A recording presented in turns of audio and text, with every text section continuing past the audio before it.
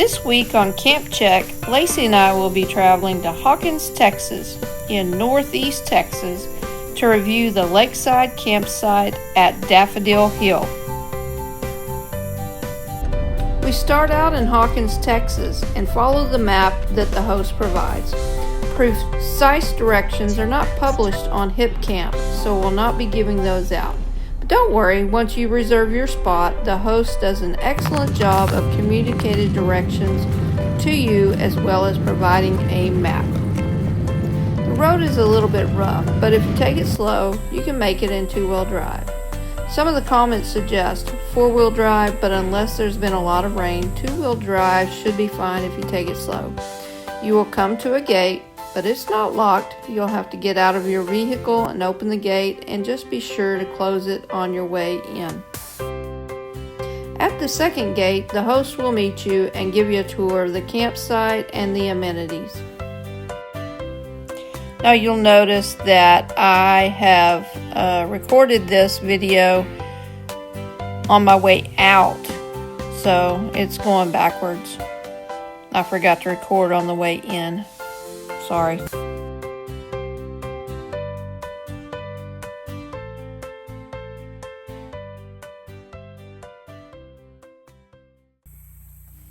When you arrive to your campsite, you'll notice that it's well kept.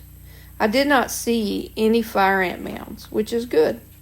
There is a slight grade, so you will want to have a way to level your vehicle or RV. You can fit a couple of vehicles or a vehicle and a small travel trailer. You'll notice the spectacular views overlooking a private lake. I do not believe that there is any motorized boating allowed. At the time of this filming, there are 3 sites available on this property, and they are a good distance apart, which means you will have a great deal of privacy. It is far away from any roads or highways, so you will not hear a lot of highway noise. A picnic table and fire ring are provided, as well as a water bucket for putting your fire out with lake water. Be sure to put your fire out very well before you go to bed and before you leave. The host provides a bundle of firewood for an additional fee. On this trip, Lacey and I did not have a fire because the temperature was in the 90s. Here we have the tent pad, which is mostly flat, but be sure to check which side your head is going to be. There's a very nice canopy of trees which provides excellent shade when it's sunny. Now to take the trail to the primitive potty. It is actually quite a distance down to the potty, so if you're going at night, be sure to take a flashlight. The potty is basically a bucket, but it is very clean and well kept. The host will give you directions on how to use it. But basically you go into the galvanized can and get the wood chips, put them in the potty first, and then there is toilet paper and a Ziploc bag in there as well.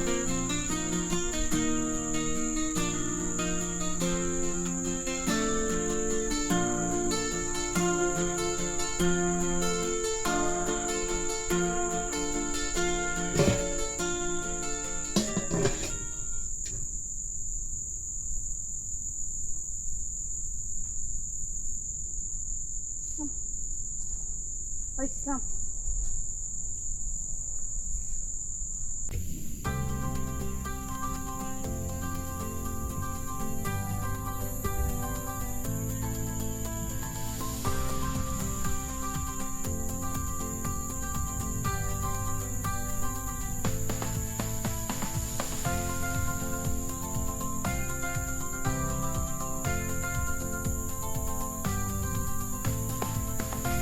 I had one bar on AT&T on 5G, but I was able to unwind my Starlink all the way close to the lake, and there was enough clearance to get a decent signal with the Starlink.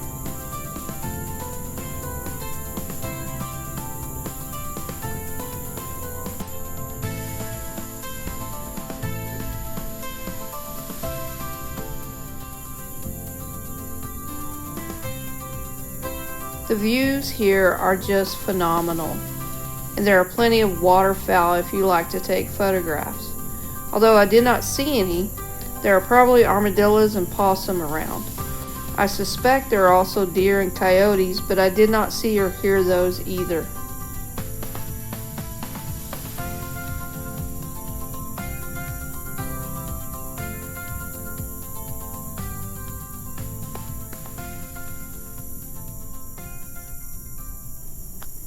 Well, it's getting evening time and I'm getting hungry. I brought with me a New York strip from Wimberley Farms in White House, Texas. I've had a couple of these types of steak from Wimberley Farms and they're excellent.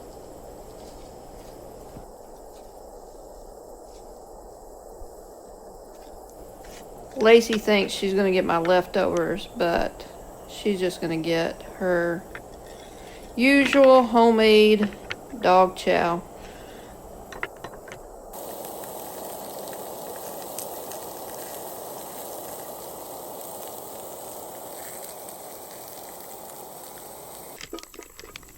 I'm trying to eat keto and, lose a little weight.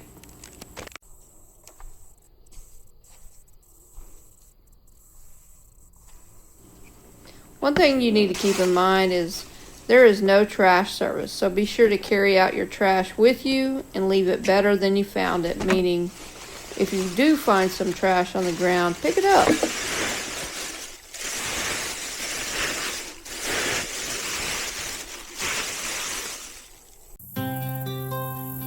Now it's time to relax.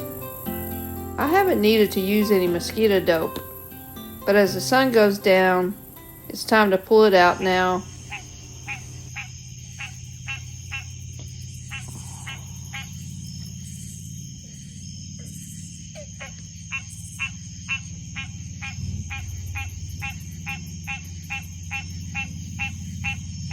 Good night, folks. See you in the morning.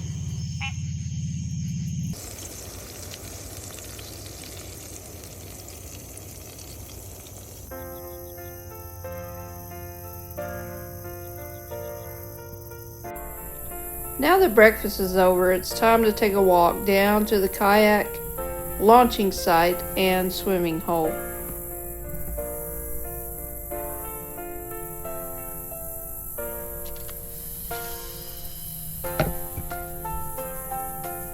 On the way there, you'll pass by one of the other campsites that you can reserve with, I forgot what it's called, a geodesic dome. It's a little higher in price than the site that I reserved, but it looks very nice, and what a wonderful view. While I'm on this walk, I might tell you about the communication with the host. It is excellent, and they make themselves available via text or phone call if you have any questions while you visit. Also, there are a few other homes on the lake that you will want to respect their privacy and not go on their property. I didn't do any fishing, but it is allowed, and you can catch and eat or catch and release. There are bass, catfish, crappie, and perch.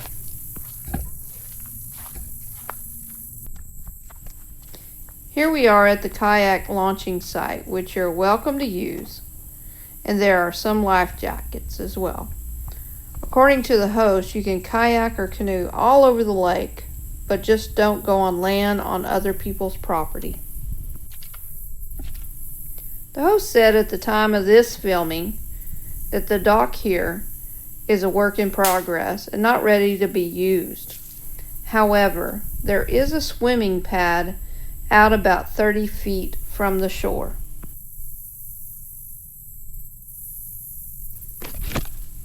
There's also a picnic table here that would be perfect for your morning coffee.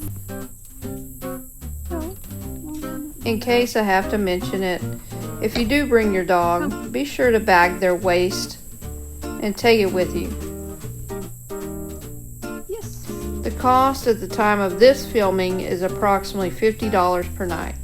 This type of camping is perfect for those who like a lot of privacy, enjoy a primitive style camping, and want to get close to nature. It is not perfect for those who like modern comforts of a bathroom and shower and electricity. There are no hookups, and you must bring your own water. If you like video reviews of Hipcamp campsites, please help me out by liking this video and subscribing. If you have a recommendation for a Hipcamp that you would like me to review, please leave it in the comments. Thanks for watching.